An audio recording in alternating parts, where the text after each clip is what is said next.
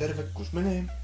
Tänään mulla on pikku osaesittely, osaesittelyä. Tuli tilattua Red Wolfista, eli katsotaan mitä täältä löytyy.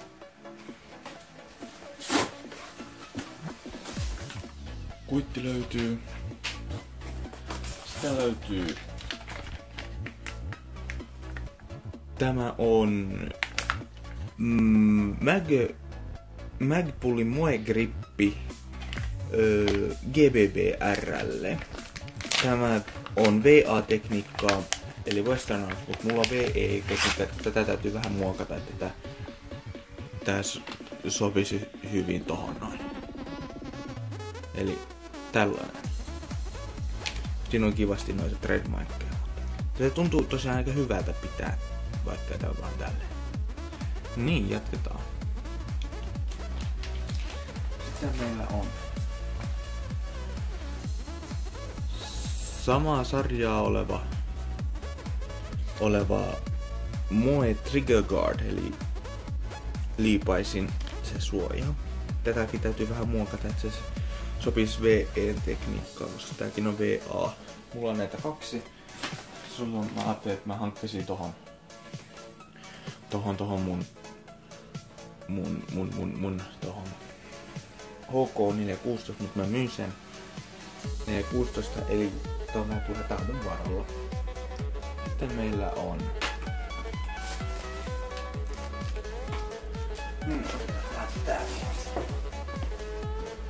Sitten meillä on tämmönen katsotaan. Laatikko.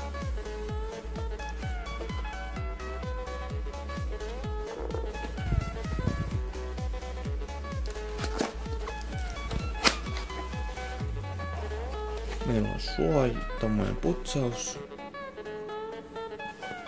Meillä on uskolavain. Sitten meillä on nyt tähtän, eli Magnifier löytyy. Tämä on millä suuren.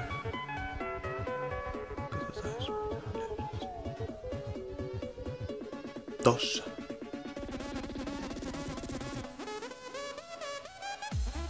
Tää suurentaa 3 kertaa ja tää on tämmönen flip to side. Eli kun se laittaa kiinni näin, niin se voi flipata sivuun, että jos ei sitä tarviikaan. No niin, jatketaan. Meillä on toinen vähän pienempi rasia aimin kanssa.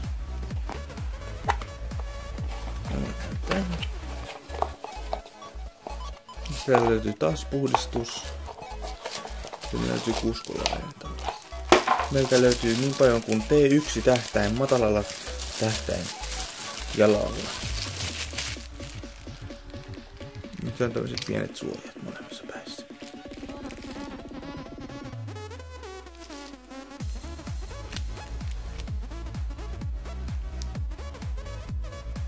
Siinä näkyy, että se on vihreä ja on punainen. Joo, tää tuli väärin. Mä tilasin, missä olisi ollut tämmönen korkea tähtäinjalka sekä sivulla ja matala.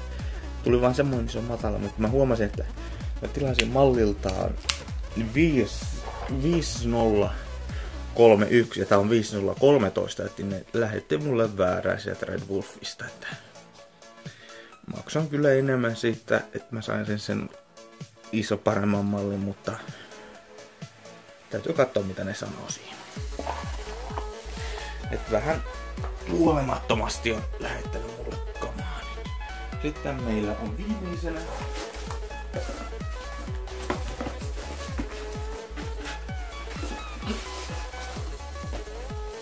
joo, kor. Sitten meillä on viimeisenä Airsoft Internationalin lehti. Mä sain jo tämän lehden postissa, mutta mä voitin Milgeerin tommosen yhden kysely- tai kilpailu, mikä niillä oli. Mä voitin sen ja voitin sitten, oliko se nyt puoli vuotta En mä tiedä, kun loppuvuoden nää Airsoft Internationalin lehdet, että kyllä kelpaa mulle, että tässä oli kaikki tällä kertaa, toivottavasti piditte, ja se jos se on sitten moro.